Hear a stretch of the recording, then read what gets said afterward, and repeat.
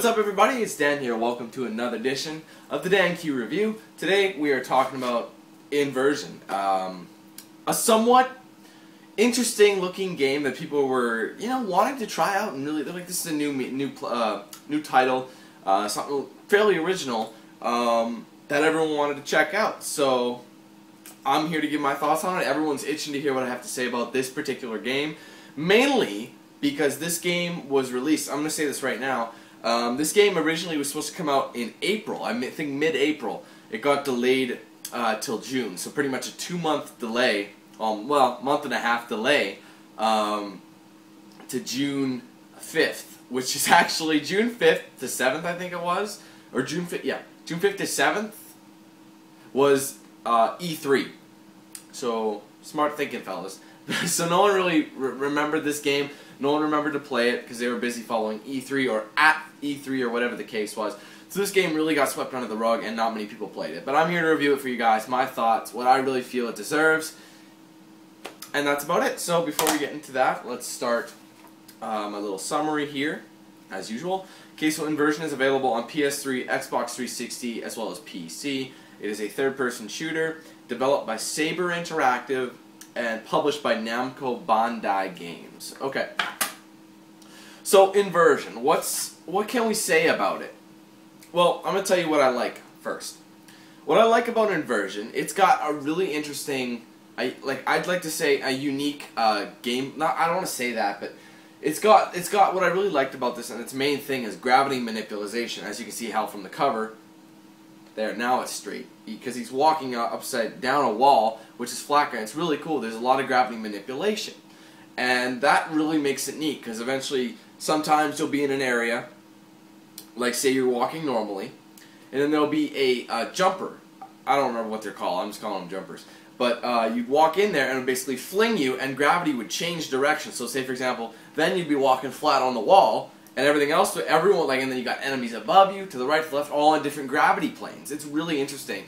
And the gravity aspect of this game was really cool, along with the fact that you'll enter zero gravity zones, where you basically have to float from cover to cover, like by tossing yourself. You can even free float while you're attacking guys. And, and the whole thing is really interesting. It's cool jumping from cover to cover, but you have to like pull yourself constantly to different areas of cover, and the whole zero-G thing was really cool, and I think that really helped this game a lot. But anyway, what else did I like about it? What did I feel about the storyline? Okay, the storyline, meh. It was pretty good. Actually, I'm not gonna lie. At first, it seems kind of like, what the hell's happening? But there is a plot twist in this game. Obviously, I'm not going to tell you what it is if you don't want to know it. This is always spoiler-free reviews. That made this game, like, you're just like, damn, like, it just changed the way you're thinking it. So the storyline was different. Like, you wouldn't have suspected this game would take this turn, just the way things were, because it made no sense for the first, like, 75% of the game. I mean, it did, but it didn't. You got the idea, but then it basically switched. So everything you thought was happening made sense, and you're like, damn, that really happened. That makes sense, right? So that was something that caught my eye. I like the storyline as well. Now, okay, so let's talk about some other stuff here. The gameplay. How does this game feel when you play it? Honest to God, if I didn't know any better, I'd probably think I was playing Gears of War. Because honestly, the weapon style, the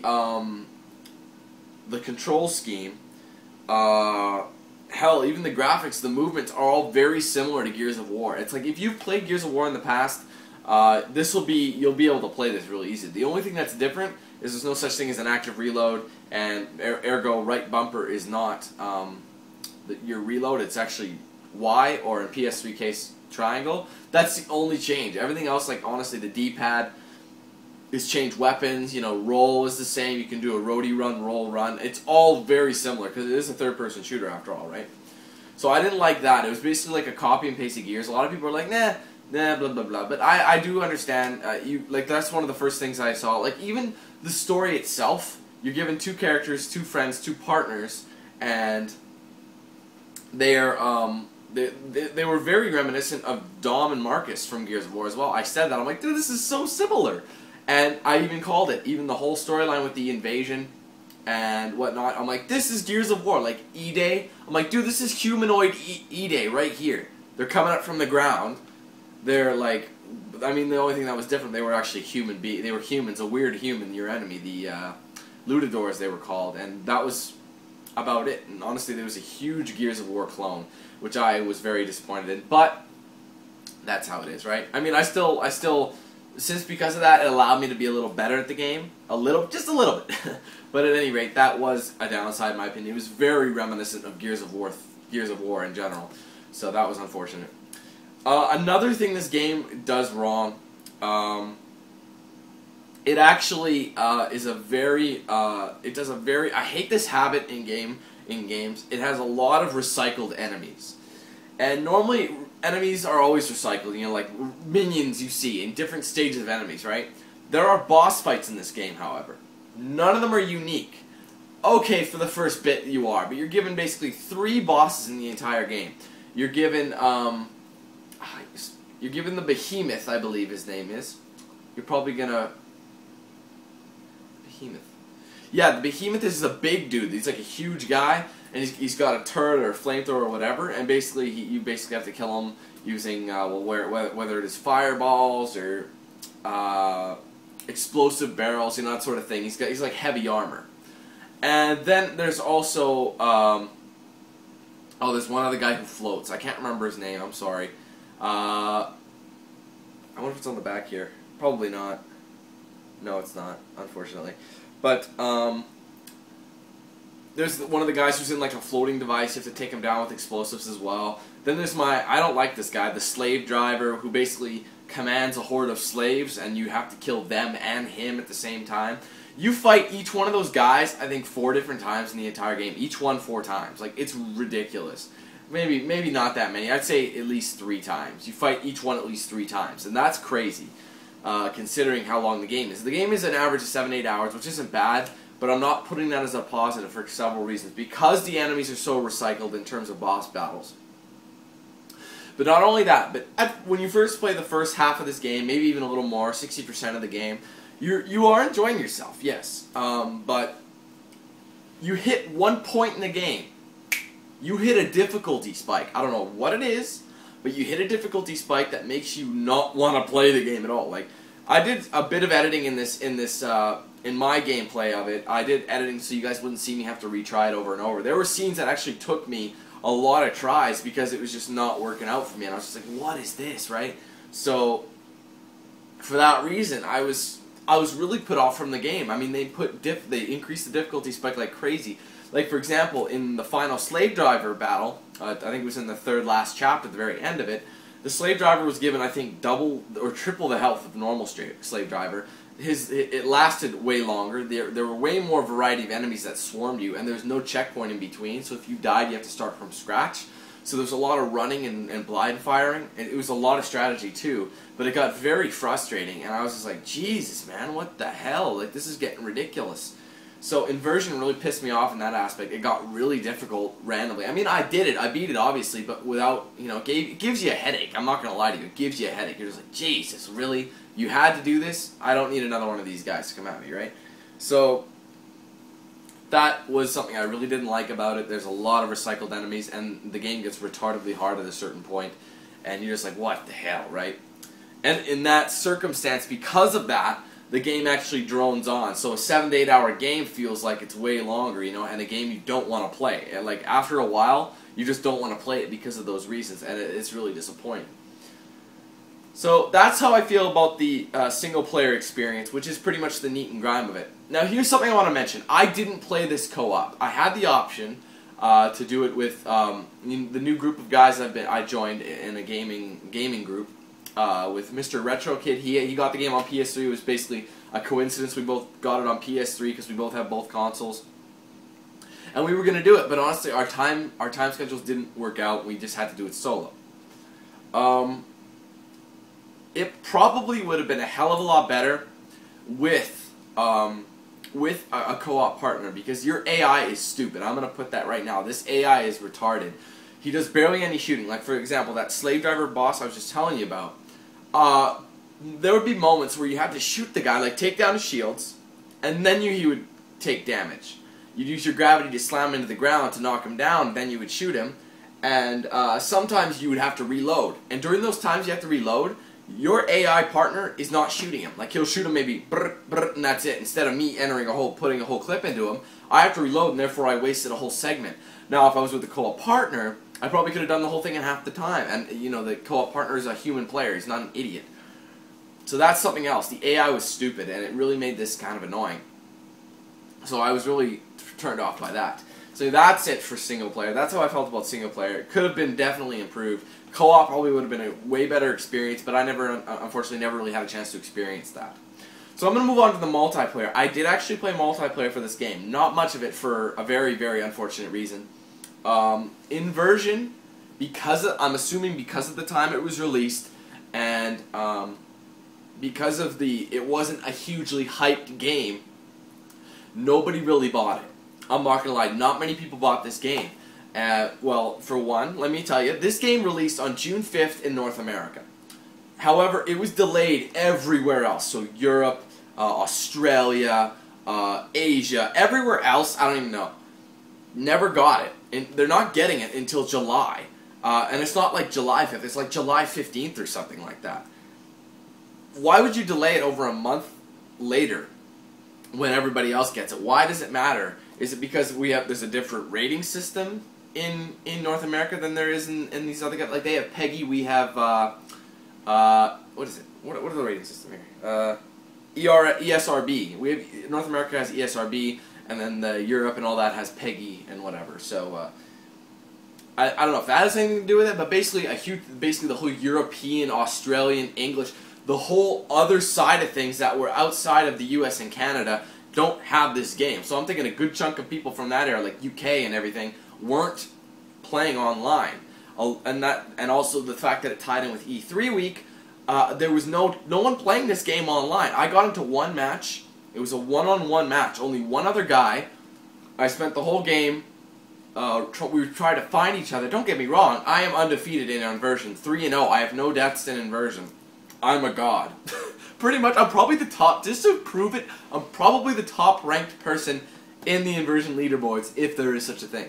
Alright, that's how low or small the amount of people is. At 3 kills, I'll bet you anything, there's like barely anybody. But the problem is, or the conundrum here is, if it had a population online, I know this would have good multiplayer. I could feel it from what I was playing. The amount of levels, the gravity manipulation, how you could use it on enemies is so cool. The fact that they implement that into multiplayer, I think it's a great thing. But there's no one online, so I can't experience the full thing.